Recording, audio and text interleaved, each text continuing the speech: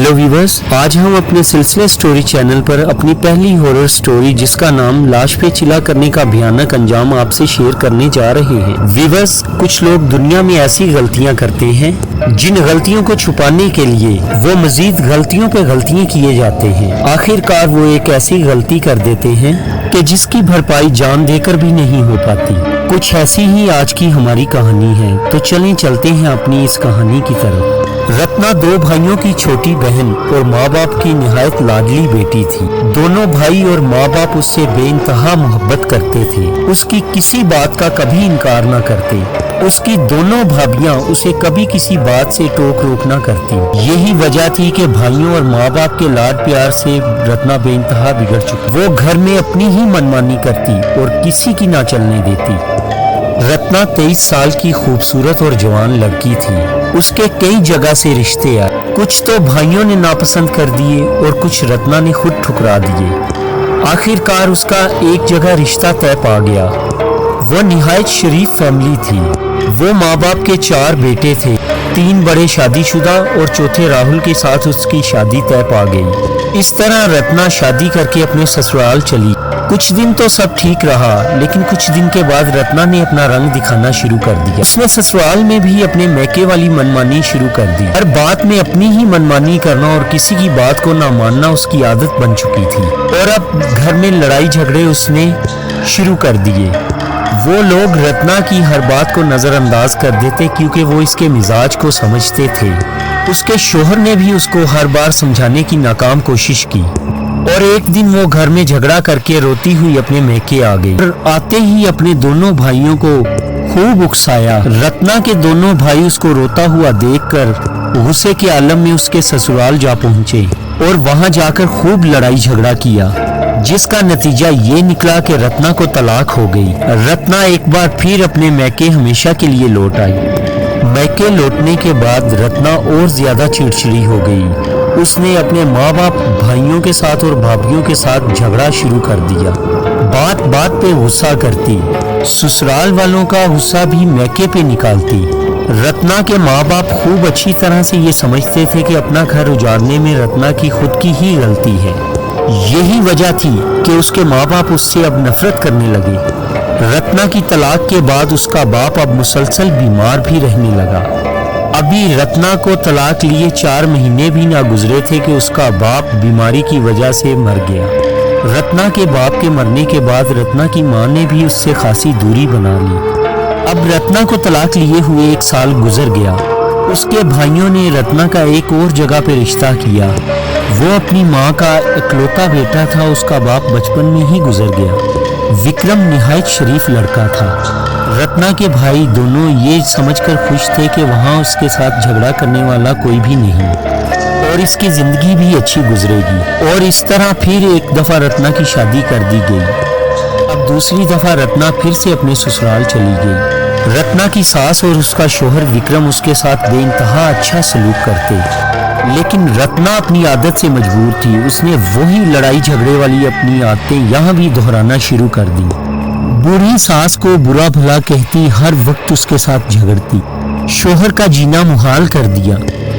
एक दिन विक्रम बाहर से अचानक अपने घर आया तो देखा कि रत्ना उसकी बूढ़ी माँ को बालों से घसीट रही है और गालियां दे रही है। उसने गुस्से में आके रत्ना के मुंह पे एक थप्पड़ मारा और उसके बाजू को झटकते हुए उसको साथ लेकर उसके मैके चला आया। वहां उसके दोनों भाइयों के सामने विक्रम ने कहा कि ये किसी का घर बसाने के लायक नहीं, मैं इसको तलाक देता हूँ। और तलाक देने के बाद विक्रम वहां से चला गया। उसके दोनों भाई गुमसुम खड़े देखते ही रह गए कि जैसे उन्हें कोई सांप सूंघ गया।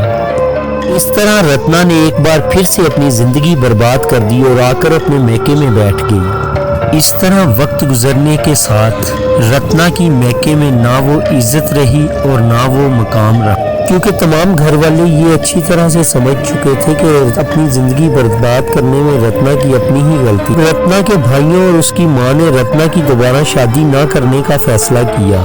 रत्ना अपने घर में तो रहने लगी, लेकिन ना तो कोई उससे खुलकर बात करता और ना ही उसकी किसी बात को अहमियत देता। अब घर में कोई क्या करता, ना तो कोई उससे पूछता और ना ही कोई उसे अहमियत देता। वक्त गुजरने के साथ रत्ना की माँ भी चल बसी। अब रत्ना इस घर में अपने आप को बहुत ही पराया महसूस करने लगी। मजीद 2 साल का अरसा गुजर गया। रत्ना अपनी जिंदगी से तंग आ चुकी थी और अपनी की हुई गलतियों पे पछता रही थी, लेकिन अब वक्त था कि हाथ से निकल चुका था। उसे अपने ससुराल में गुजारे हुए वो दिन याद आ रहे थे और वो पछता रही थी कि काश मैंने ऐसी गलतियां ना की होती जिसका अंजाम मैं आज यहाँ पे बैठी हूँ। अब रत्ना वैसी नहीं रही। उसकी आदतें बहुत बदल चुकी थी। वो हर वक्त अपने भाइयों के चेहरे की तरफ देखती, जो उससे बात करना भी गवारा ना करते थे। एक दिन रत्ना तन्हा बैठी किसी सोच में गुम थी। इतने में अचानक उसकी सहेली मानसी उसे मिलने के लिए आई। उसने रत्ना को देखा और बहुत हैरान कुन अंदाज में पूछा, रत्ना तुम्हें क्या हो गया है? ये अपनी क्या हालत बना रखी है? रत्ना फूट फूट कर रोने लगी, कहने लगी, मानसी मेरी जिंदगी बर्बाद हो चुकी है मेरी अपनी ही गलतियों की वजह से। अब सिवाय पछतावे की और कुछ भी नहीं। मानसी ने कहा, रत्ना तुम मायूस ना हो, एक हल मेरे पास है। रत्ना ने एकदम से पूछा, वो क्या? मानसी बोली, तांत्रिक पन्ना लाल। रत्ना ने पूछा, मानसी ये पन्ना लाल कौन है? मानसी ने कहा, क्या रत्ना तुम भूल गई हो, जब मेरी शादी हुई थी तो मुझे ससुराल में कोई अहमियत नहीं दी जाती थी। मैंने भी तो इसी पन्ना लाल से अपना हल करवाया और आज खुशहाल जिंदगी बसर कर।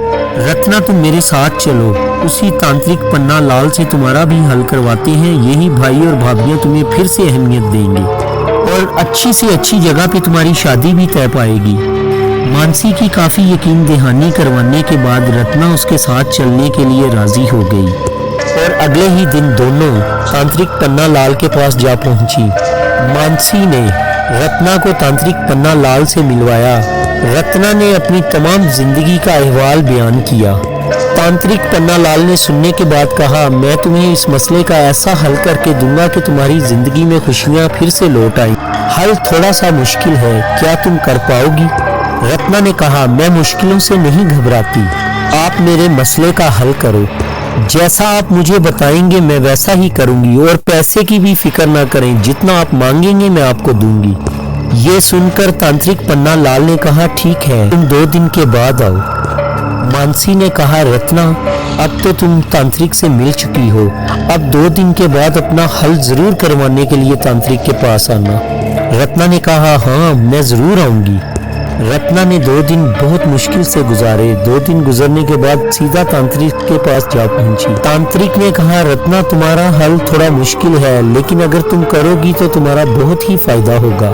रत्ना बोली, हाँ मुझे बताइए, मैं जरूर करूंगी। ने कहा, तो फिर जाओ, एक ऐसी जवान औरत की लाश का इंतजाम करो जिसे मरे हुए अभी चंद घंटे ही गुजरे हों। उस लाश पे तुम्हें चंद एक मंत्रों का जाप करना होगा।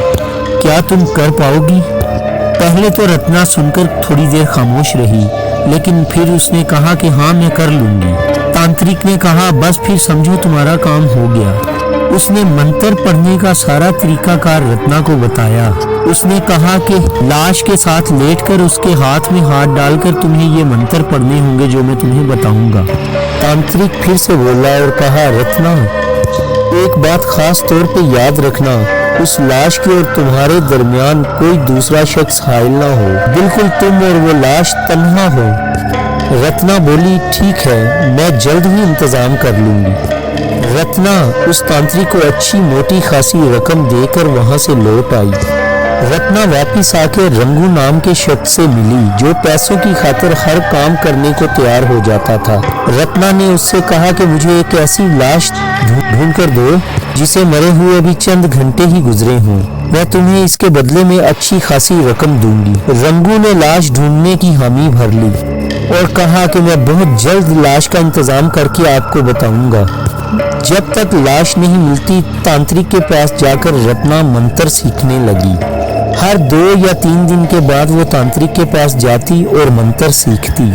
इस तरह चंद ही दिनों में तांत्रिक ने रत्ना को मंत्र तो सिखा दिए, लेकिन अभी तक लाश का इंतजाम ना हो सका। बिल आखिर वो दिन भी आ गया कि रंगू ने आकर रत्ना से कहा कि एक औरत की लाश मिल गई है जिसे मरे हुए अभी चंद ही घंटे गुजरे हैं। रत्ना ने रंगू से पूछा कि लाश कहाँ है और किसकी है। रंगू ने बताया हमारे गांव की हदूद से बाहर पहाड़ की चोटी पर जो तन्हा मकान है वहाँ आज सुबह ही इस औरत की मौत हुई है। रत्ना ने रंगू से मौत की वजह पूछी तो रंगू ने बताया कि 2 दिन पहले ही इस औरत ने मुर्दा बच्चे को जन्म दिया और आज सुबह खुद भी मर गई। रत्ना ने पूछा तुमने इस मरने वाली की और भी मालूमात की कि इसके घर में और कौन कौन है। रंगू ने कहा कि सिवाय एक शराबी शोहर के इसके घर में और कोई भी नहीं। तो रत्ना ने पूछा क्या वो मान गया है। रंगू ने कहा मैंने जब उसको पैसों का कहा तो उसने कहा तुम लाश को साथ ही ले जाओ। रत्ना बहुत खुश हुई, उसने कहा चलो ये तो हमारा काम हुआ। रत्ना उसी वक्त तांत्रिक के पास गई और जाकर उसको सारी बात बताई और उससे इजाजत ली और रंगू को साथ लेकर उस मरी हुई औरत के घर की तरफ रवाना हो गई। जब वहां पहुंचे तब तक शाम ढल चुकी थी। उसका शराबी शोहर बेताबी से इनका इंतजार कर रहा था। रत्ना को देखते ही वो शराबी कहने लगा मुझे पैसे दो, मुझे पैसे दो, मुझे शराब के लिए पैसे दो। जैसे ही रत्ना ने उसको पैसे दिए तो वो शराबी पैसे लेकर वहां से बिल्कुल गायब ही हो गया। अब रंगू और रत्ना दोनों उस मरी हुई औरत के घर के अंदर दाखिल हुए। सामने ही चारपाई पर उस मरी हुई औरत की लाश चादर में लिपटी हुई रखी थी। पूरे घर में सन्नाटा ही सन्नाटा था। रंगू ने कहा आपका काम हो गया, अब मैं चलता हूँ। लेकिन रत्ना ने उससे कहा अगर तुम बाहर रुक जाओ तो मैं तुम्हें और भी पैसे दूंगी। लेकिन रंगू ने कहा मैं यहाँ नहीं रुक सकता, मुझे वापस जाना है। रंगू ये कहकर रत्ना से वापस चला आया। अब रत्ना और वो लाश दोनों ही सुनसान घर में अकेले थे। कई बार रत्ना का दिल चाहा कि इस लाश के चेहरे से चादर हटाकर इसका चेहरा देखूं, लेकिन हिम्मत ना पड़ी। अभी मंत्र पढ़ने में बहुत वक्त बाकी था क्योंकि तांत्रिक ने उसको मंत्र पढ़ने के लिए आधी रात का वक्त बताया था। अभी तो शाम ढली थी। रत्ना घर से बाहर आकर बैठ गई और इंतजार करने लगी और इर्द गिर्द के माहौल का जायजा लेने लगी। हर तरफ हैबत का आलम था। रात गहरी होने के साथ साथ खौफ और दहशत का आलम बढ़ता ही गया। दूर दूर तक किसी इंसान का नामो निशान ना था, बल्कि खौफनाक दरिंदों की आवाजें सुनाई दे रही थी। वक्त गुजरते गुजरते वो वक्त भी आन पहुंचा जब रत्ना ने उस लाश पे मंत्र पढ़ने थे। लेकिन इस लाश के बारे में एक खास बात जो ना तो रंगू को मालूम थी और ना ही रत्ना को, तो इस मरने वाली औरत पे किसी भयानक डाइन का साया था और उसे अक्सर दौरे पड़ा करते थे। आधी रात गुजर चुकी थी। रत्ना दोबारा कमरे में दाखिल हुई। लाश के पास पहुंचकर रत्ना का दिल दहल गया। पहले तो उसने सोचा कि मैं मंत्र नहीं पढ़ूंगी, लेकिन फिर जब उसने अपनी जिंदगी के बारे में सोचा तो उसने मंत्र पढ़ने के लिए हिम्मत जुटा ली और जल्दी से हाथ बढ़ाकर लाश के मुंह से कपड़ा हटा दिया। एक दफा तो रत्ना का दिल दहल गया लाश का चेहरा देखकर, क्योंकि उसका चेहरा बहुत ही हैबतनाक दिखाई दे रहा था। लेकिन फिर भी रत्ना ने हिम्मत करके उस लाश का रुख अपनी तरफ मोड़ा और लाश के साथ लेट गई और लेटकर मंत्र उसके हाथ में हाथ डालकर पढ़ने लगी। मंत्र पढ़ने के दौरान रत्ना ने अपनी आंखें बंद रखी। अभी कुछ ही देर मंत्र पढ़े थे कि रत्ना को ये एहसास हुआ कि जैसे लाश ने उसका हाथ जोर से पकड़ लिया और रफ्ता रफ्ता इस शिकंजे को टाइट करती जा रही है। एकदम से रत्ना ने अपनी आंखें खोल दी। सामने का मंजर देखकर रत्ना के तो होश ही उड़ गए, क्योंकि उस लाश की आंखें बाहर आ चुकी थी, चेहरा स्याह हो चुका था और सुर्ख जुबान उसकी बाहर लटक रही थी। उस लाश की सुर्ख रंग की आंखें अंगारों की तरह दहक रही थी। रत्ना ने जब अपने हाथ की तरफ देखा तो उस लाश के स्याह हाथ और लंबे नाखूनों ने उसका हाथ मजबूती से पकड़ लिया था। ये मंजर देखते ही रत्ना बेहोश हो गई। जब रत्ना की आंख खुली, वो लाश तो वहीं पड़ी थी, लेकिन रत्ना बिल्कुल बदल चुकी थी। यानी अब वो रत्ना ना रही, क्योंकि अब रत्ना का भी चेहरा स्याह हो चुका था। सुर्ख बड़ी बड़ी आंखें और सुर्ख लंबी जुबान बाहर लटक रही थी। बिल्कुल रत्ना एक डाइन बन चुकी थी। अब रत्ना इस घर से बाहर निकली और हर तरफ नजर घुमाकर देखने लगी। उसकी दुनिया ही बदल चुकी थी। वो क्या थी, कौन थी, इससे बेखबर वो चलते हुए दूर एक गांव में जा पहुंची। सुबह हो चुकी थी। गांव से बाहर एक चश्मा था जहां गांव की औरतें पानी भरने के लिए जाती थीं। गांव की एक लड़की चश्मे में पानी भरने के लिए आई। उसने घड़ा पानी से भरा और चश्मे में मुंह हाथ धोने लगी। अचानक उसे महसूस हुआ कि उसके कंधों पर किसी के बाल गिर रहे हैं। पानी में उसे एक भयानक चेहरा दिखाई दिया। उस लड़की की चीख निकल गई। उसने एकदम पलटकर देखा ऊपर दरख्त की तरफ जो बहुत घना था। उसके एक डाल के ऊपर भयानक शक्ल वाली डाइन उल्टी लेटी हुई थी। उसने एकदम से दोनों हाथ लड़की के गले में डाल दिए और लड़की को जमीन से उठा लिया और बहुत दूर उठाकर फेंका। लड़की अभी समझ ही ना पाई थी कि वो डाइन उसके सर पर आ मौजूद हुई और एकदम से लड़की के गले में अपने दांत गाड़ दिए और उसका खून पीने लगी। चंद ही सेकंड में उस लड़की का सारा खून पीकर उस डाइन उसे मुर्दा हालत में वहीं फेंक दिया और वो डाइन कोई और नहीं, रत्ना थी। इसके बाद रत्ना वहां से चली गई और एक गार में जाकर बैठ गई। थोड़ी देर के बाद चंद औरतें गांव की पानी भरने के लिए चश्मे पे आईं तो उन्होंने उस लड़की की लाश को देखा। चीखों पुकार करने लगी। पूरे गांव में कोहराम मच गया। तमाम गांव के लोग सहम गए थे और एक दूसरे से सरगोशियां करने लगे कि इस लड़की को इतनी बेरहमी से किसने मारा। इसका तो पूरा चेहरा ही किसी ने नोच लिया। इस लड़की की ये हालत देखकर गांव के लोगों में खौफो हिरास फैल गया। लोग अपने घरों की तरफ भागना शुरू हो गए। इधर रत्ना के दोनों भाई रत्ना को घर में नामौजूद देखकर उसको हर तरफ तलाश कर रहे थे कि हमारी बहन कहाँ चली गई। आखिरकार थक हार कर उन्होंने मानसी से पूछा कि रत्ना कहाँ है, तो मानसी ने सारा अहवाल उनको बयान कर दिया। रत्ना के दोनों भाई उसी तांत्रिक के अड्डे पर पहुंच गए और तांत्रिक से सख्ती से जाकर पूछा। तांत्रिक ने सारी बात उनको बता दी। फिर रत्ना के दोनों भाइयों ने रंगू को साथ लिया और उसी घर की तरफ चले गए जहां वो रत्ना को लेकर गया था। वहां पहुंचकर देखा कि उस घर में कोई भी मौजूद नहीं था। तमाम घर खाली था। उन्होंने इधर उधर भी तलाश किया लेकिन कहीं भी रत्ना का पता न चला। उधर दूसरी तरफ रत्ना किसी तन्हा मकाम पर जाकर छुपकर बैठ गई। जब शाम ढलने लगी तो गांव के लोग अपने अपने काम खत्म कर जल्दी से अपने घरों की तरफ लौटने लगे। गांव में एक ऐसा घर था जहां सिर्फ 2 माँ बेटी थी। उस घर के मर्द अक्सर काम के सिलसिले में शहर रहते थे और महीने में 1 या 2 बार ही घर आते थे। बेटी का नाम चंदा था। ये दोनों माँ बेटी जल्दी जल्दी से घर का तमाम काम निपटाने लगी ताकि अंधेरा होने से पहले अपने घर के अंदर चली जाए। चंदा की माँ चंदा से कहने लगी, बेटी मैं गाय का दूध दो लूं, तुम कच्चे कमरे से जाकर लकड़ियाँ ले आओ ताकि खाना बनाने के लिए जला सके। चंदा लकड़ियाँ लेने के लिए कमरे में दाखिल हुई तो कमरे के अंदर लकड़ियों का ढेर लगा हुआ था। स्याह भयानक चेहरा और सुर्ख लटकती हुई जुबान। उसने एकदम से चंदा को गर्दन से पकड़ा और घसीटती हुई बाहर ले गई। चंदा की चीखें सुनकर उसकी माँ चंदा की तरफ भागी। जब वो चंदा के पास पहुंची तो उसने देखा कि उसकी बेटी को एक भयानक शक्ल वाली डाइन ने पकड़ा हुआ है। चंदा की माँ ने जल्दी से कुल्हाड़ी उठाई और एक जोरदार वार उस डाइन पे किया, जिस वार से उस डाइन का बाजू जख्मी हो गया और दर्द की वजह से वो डाइन जोर से चीखने लगी। मगर कुछ ही देर में उस डाइन ने अपनी तवज्जो चंदा की तरफ दोबारा मरकूज करते हुए अपने भयानक और लंबे दांत चंदा की गर्दन में गाड़ दिए। इधर एक बार फिर चंदा की माँ ने पूरी ताकत के साथ कुल्हाड़ी का वार उसकी कमर पे किया। वार इतनी जोर का था कि कुल्हाड़ी उस डाइन की कमर में फंस गई।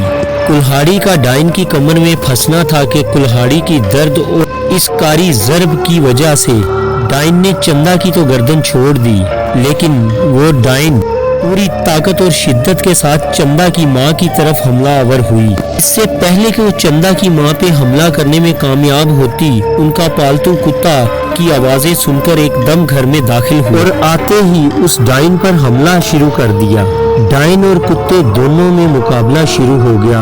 उधर चंदा की माँ घर से बाहर भागकर निकल गई और गांव के लोगों को बुलाना शुरू कर दिया। गांव के लोग उसका चीखना चिल्लाना सुनकर कुल्हाड़ियां लेकर उनके घर की तरफ आ गए और पहुंचते ही तमाम गांव वालों ने उस डाइन पर कुल्हाड़ियों से वार करना शुरू कर दिए। किसी ने बाजू पे, किसी ने गर्दन पे, किसी ने टांगों पे भरपूर वार किए। इतने जख्म दिए कि वो जमीन पर गिर गई और उसके कई टुकड़े लोगों ने कर दी। उधर चंदा की माँ भागी अपनी बेटी की तरफ, लेकिन अफसोस कि बेटी उसकी दम तोड़ चुकी थी। उधर गांव वालों ने उस डाइन के टुकड़ों को उठाया और गांव की हदूद से बाहर जाकर आग लगा दी। अब वो टुकड़े जलकर राख हुए तो उस राख को जमीन में दबा दिया। इस तरह उस डाइन का तो इख्तिताम हुआ, लेकिन रत्ना को उसकी गलती की एक भयानक सजा मिली। तो चले व्यूअर्स, खत्म करते हैं आज की कहानी। बहुत जल्द दूसरी कहानी के साथ मिलेंगे। तब तक के लिए अल्लाह हाफिज।